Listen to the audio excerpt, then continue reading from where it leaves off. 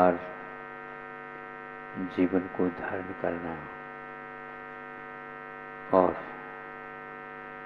बार बार मरण को प्राप्त करना, यह एक ऐसा कार्य हो गया है, हो रहा है और आगे भी कुछ जीवों के अपेक्षा से होता रहेगा। क्यों होता है इसके बारे में सोचा नहीं गया, इसलिए यह हो रहा है। इसको कोई रोक सकता है तो रोक सकता है, यह एकमात्र उसी के ऊपर आधारित है। परिवार के विषय में आप बार बार सोचते हैं, परिवार का एक ही सदस्य एक तरफ जा रहा है तो परिवार का दूसरा सदस्य दूसरी दिशा में जा रहा है। कोई नीचे जा रहा है, कोई ऊपर जा रहा है, कोई नीचे से आ रहा है, कोई ऊपर से आकर के नीचे जा रहा है। यह सब वैचित्र्य है, परिवार से कोई मतलब नहीं रहा, किंतु रहा मात्र उसका आचरण, उसके विचार, उसकी दूरदर्शिता और उसका संयम मात्र इसमें कारण होता है।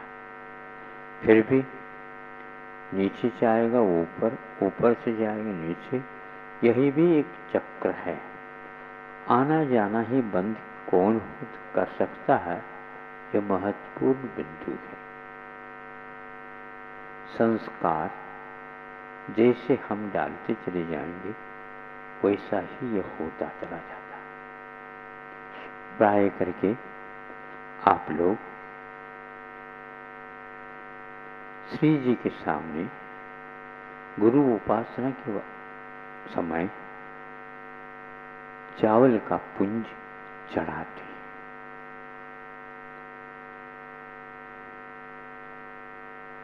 चावल क्यों चढ़ाते हैं, धान्य क्यों नहीं चढ़ाते?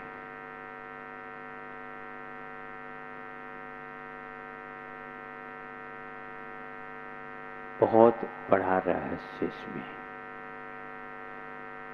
लोगों को पूछा जाता है कि चावल आप बोते हैं क्या, चावल की खेती आप करते हैं? तो यही कहा जाता है मध्य प्रदेश है, उत्तर प्रदेश है, कर्नाटक है, महाराष्ट्र है, ये सारे थोड़े थोड़े बहुत तो करते हैं, लेकिन विशेष रूप से नाम आता है छत्तीसगढ़ का। और ये चावल का कटोरा है, ऐसा कहा है, चावल का कटोरा है। हाँ देखो बदल गया है, धान का कटोरा है।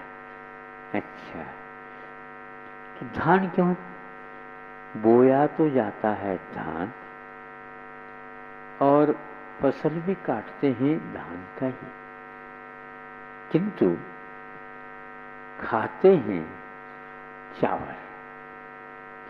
किसका नाम चावल है, यही मैं आपके सामने बताना चाहता हूं। धान को बार बार बोएंगे, पुनः धान उग करके आएगा।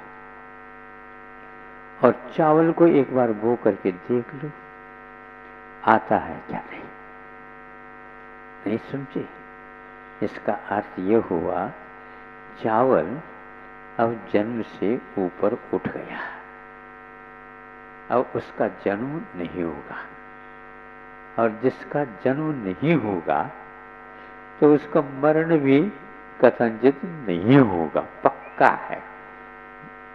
क्योंकि मरण जो होता है जिसने जन्म लिया, जन्म की बुनियाद को, जन्म के संस्कार को, जन्म के कारणत्व को जिसने समझा, उसने धान से उस चावल को अलग कर दिया।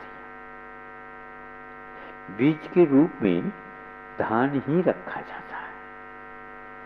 बीज के रूप में धान इसलिए रखा जाता है, उसमें उगने की क्षमता रहती है। जिसमें उगने की क्षमता रहती है उसको बीज कहा जाता है, और जिसके पास से उगने की क्षमता समाप्त हो जाती है उसको बीज न कह करके उसको लाई अथवा चावल कहा जाता है। आप सोचिएगा, इतना बड़ा रहस्य है। उगने की क्षमता, प्राण धारण करने की क्षमता, पुनः शरीर को धारण करने की क्षमता जीव के पास होते हुए भी धान की भांति तो हो सकता है, लेकिन एक बार चावल के रूप में आएगा तो उसका पुनः जन्म नहीं होगा। इसको आप लोग चढ़ाते समय अक्षत सुख प्राप्ताय अक्षतम निरूपामि स्वाहा बोलते हैं, और उसी को चढ़ाने के लिए देते हैं। छोटे बच्चे भी मुझे भी चढ़ाओ, हाँ बेटा चढ़ा दे, और कुछ नहीं चढ़ाते लेकिन ये चढ़ाते।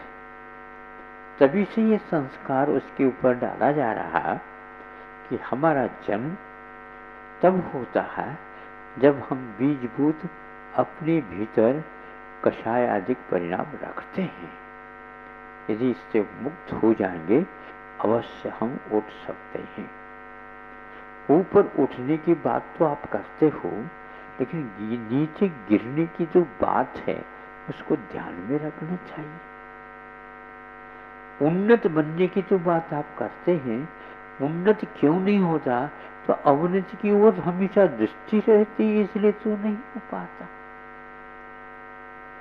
नीचे देख करके चलेंगे तो उन्नत आप बन सकते हैं, लेकिन नीचे देख करके यदि चलेंगे नहीं तो अवश्य फूल खा सकते हैं। आप सीढ़ी पर से चढ़ रहे हैं, चल नहीं रहे होते किंतु चढ़ रहे होते हैं। जिस समय आप चढ़ते हैं उस समय मैं पूछना चाहता हूँ, नीचे देखते हैं क्या ऊपर देखते हैं? ऊपर देखते हैं, पक्का नहीं है? जल्दी जल्दी न करिए, किंतु अपने सर्वप्रथम पैरों के द्वारा देखा जा रहा। आप ऊपर की ओर एक एक हाथ आगे बढ़ाते रहते हैं और पैर तलाश करता रहता है कि वो सीढ़ी कहाँ आ रही है। नहीं समझे? उस पोल पट्टी में यदि पैर चला जाए तो एकदम सजग होता है, अरे क्या मिल नहीं रहा, क्या नहीं मिल रहा। हाथ से तो पकड़ लिया, हाथ से पकड़ना इस पर्याप्त नहीं है। ये नीचे पैरों में भी कुछ, इसको बोलते हैं अक्षपाद। अक्षपाद में दे अक्षम चक्षु पादौ पादयोः वर्तते इति अक्ष। पैरों में अक्ष हो, यानी पैरों में आंख हो, और तलाश कर रहा है पैर कि कहां पर वह सीढ़ी है। सावधानी, आप चढ़ते समय हाथ की ओर ऊपर भी देखते रहे आलंबन के लिए, नीचे भी। इसी को बोलते हैं सावधानी और संस्कार।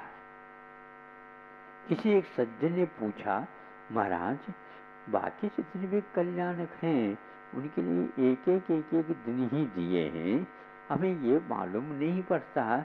पंच कल्याणक तो कहते हैं, लेकिन 6 दिन क्यों रखते हैं? फिर 5 दिन होना चाहिए था, और 5 दिन यदि नहीं होता 6 दिन होते हैं, तो कौन से कल्याण के लिए 1 दिन बढ़ गया? तो महाराज गर्भ कल्याण के लिए 2 दिन क्यों? प्रश्न पूछा था, तो उन्होंने बताया कि गर्भ कल्याण का एक पूर्व विधि होती है और एक उत्तरार्ध होता है। मतलब 2 दिन लगते हैं। 2 दिन क्यों लगते हैं? तो बताया, 1 दिन जो है संस्कार का होता है और दूसरे दिन वहां पर गर्भ में वह जीव आने का होता है। अभी ब्रह्मचारी जी ने आपके सामने बताया कि 16 स्वप्न देखे जाते हैं। कौन देखते हैं? महाराज प्रतिदिन सब लोग देखते हैं। प्रतिदिन 16 स्वप्न देखते हैं आप लोग? 16 से भी ज्यादा देखते हैं महाराज। उन सपनों को कोई मतलब नहीं होता। वह नाविराय के सौभाग्य में भी नहीं है, ध्यान रखो। ये तो केवल बोलो ना मरुदेवी उन्हीं के है। मतलब ये प्रसिद्ध हो गया कि नाभिराय के अलावा कोई पंच कल्याण गर्भ कल्याण किसी के होता ही नहीं। ऐसा नहीं, सिद्धार्थ के यहाँ भी हो गए। ऐसा नहीं, और भी महाराज जो तीर्थंकर होते हैं उनके भी माता पिता होते हैं। प्रसिद्धि ये हो गई। इसी प्रकार 16 स्वप्न तो उन्होंने बताया, 16 स्वप्न बताया, लेकिन 16 स्वप्न नहीं 17 स्वप्न होते। आप सुन रहे हैं महाराज? हमने तो आज नई बात सुन रहे हैं। 16 स्वप्न को चित्र भी देखते हैं, संस्कार भी देखते हैं पंच कल्याणों को में, और जो माँ बनती है उनके माध्यम से यह प्रस्तुतिकरण भी होता है। नाभिराय उसके उत्तर भी देते हैं। उत्तर मतलब इसका फल क्या होता है, इसका फल क्या होता है, इसका फल क्या होता है। सारे एक एक स्वप्न बताती है और वह चली जाती है। लेकिन तो 17वां स्वप्न भी एक और है। कभी सुना आप लोगों ने? सुना नहीं है ना? तो वही तो हम कह रहे हैं। तो आप जो गर्भ कल्याण की बात कर रहे हो, ये संस्कार की बात तो ये 17वें में है। वहां 16 स्वप्न तो होते हैं। 17वां स्वप्न ये बताता है क्या महाराज? 17वां स्वप्न क्या है, उसका क्या है? इसका ये अर्थ है 16 तो पहले स्वप्न है, नहीं समझे? किंतु उसमें कोई होता नहीं है, वो तो स्वप्न की बात है। आज तो हम स्वप्न साकार देख रहा हूं। आज मेरा स्वप्न साकार हो गया है। जो हमारे विचार थे आज मूर्त रूप ले चुके हैं। इस प्रकार का जो भाव आता है वह 17 स्वप्न में आता है। वो क्या महाराज? वह जो जीव जो आपके गर्भ में आने वाला है उसके लिए तो 16 स्वप्न हो गए, और 17वां जो स्वप्न है वह हाथी मुख में प्रवेश कर रहा है। तो हाथी मुख में प्रवेश कर, इसका अर्थ क्या है?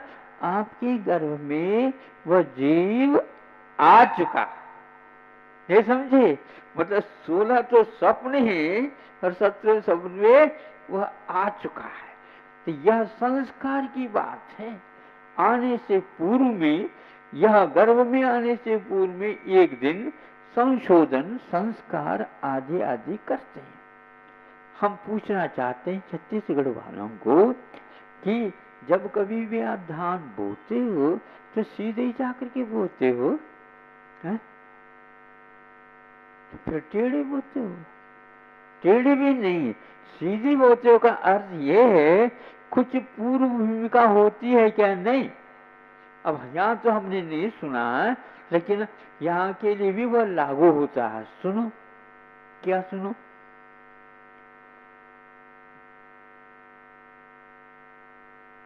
साढ़ का चूका किसान और दाल का छूटा बंदा, ये किसी काम के नहीं, न इधर के न उधर के। एक बार और सुना दो, है? नहीं महाराज, समझ में बात आ गई। श्रावण में तो बोना होता है, ये बिल्कुल ठीक है, लेकिन आषाढ़ में घाम बहुत तेज रहता है। आषाढ़ की घाम तो बहुत तेज मानी जाती है, क्योंकि वो ग्रीष्म में ही आता है। वर्षा ऋतु श्रावण से प्रारंभ हो जाए। नहीं सावन आयो, आज हमारे यहाँ सावन आयो, भैया आषाढ़ में होता है, वो श्रावण को ले आता है। ध्यान रखे, उस घाम में भी घर में न रहकर किसान 1 महीने तक उसको पूर्णतः शुद्ध समतल और खाद बीज डाल करके, और फिर बाद में मेघराज की ओर वह दृष्टि रखता है। समझ में आ गया? बादल की ओर पहले नहीं देखता। अरे बादल पहले आ गए और वर्षा हो गई तो हम बो नहीं पाएंगे, क्यों? बीज नहीं है क्या? बीज तो है, लेकिन बोने योग्य तो स्थान को भी करना पड़ेगा। यहाँ के लोगों ने सोचा हम पंच कल्याणक तो करना चाहते हैं महाराज, आशीर्वाद दे दो। चंद्रगिरी में कई बार आशीर्वाद लिया हमने, एक आध बार कहा ये बार बार आशीर्वाद ले रहे हो, कर क्या रहे हो? कुछ किसान की भांति कुछ कर रहे हो क्या? नहीं कर तो रहे महाराज, तो क्यों लगा रहे हो? महाराज ये तो बहुत बड़ा काम है। तो कौन कहता है छोटा काम है, लेकिन कर रहे हो क्या? नहीं बताओ ना। हाँ कर रहे कर रहे। जब यहाँ पर हम आए तो देखा तो कोई कुछ नहीं कह रहा था, तो हमने कहा हम क्यों पूछने, इन्होंने तो इतने बार कहा ही था। ठीक है, तो हमने वाचना करना प्रारंभ कर दिया। कहाँ पर? बड़े मंदिर वाले कहाँ है? बार बार विनती तो करते हो, बड़े मंदिर से ही हमने वाचना प्रारंभ की है। नहीं समझे? ये बात अलग है। जब वाचना होने लगी और वाचना होने के उपरांत स्टेशन मंदिर के लिए वो विहार हो गया, तो स्टेशन मंदिर के लिए विहार होते होते होते नेहरू नगर जब गए तो अब सोचा, जिन्होंने सोचा सबने सोचा, ध्रुव वाले ने पूरे ने सोचा, भिलाई भी हिल गई। नहीं समझे? सभी सभी अब ये क्या हो रहा है क्या पता। अब तो सीधे नेहरू नगर आ गई, तो अब तो बिल्कुल रोड ही आ गया रायपुर का। बस महाराज महाराज क्या बात हो गई? 16 स्वप्न तो हो गए, लेकिन हम 17वें स्वप्न की बात आपके सामने रखना चाहते हैं। क्या है? हम तो पंच कल्याणक करना चाहते हैं। क्यों क्या बात हो गई? 17वां स्वप्न आ गए क्या? हम बिल्कुल पक्का कर दिया, बिल्कुल पक्का, बिल्कुल महाराज। आप बिल्कुल सुबह आ ही जाएंगे सब लोग, कहीं दूसरी तरफ विहार न हो जाए, इसलिए उसको पक्का करने के लिए आ गए हमारे पास। क्या बात हुई? ऐसा ऐसा है। मैंने कहा ये तो बहुत समय अभी बहुत दूर है महाराज, अभी इसको यदि हम काम करना चाहते तो कम से कम 1.5-2 साल तो हमें लग जाता है। हाँ अब जो आप कह रहे हैं, मैं क्या कह रहा हूँ,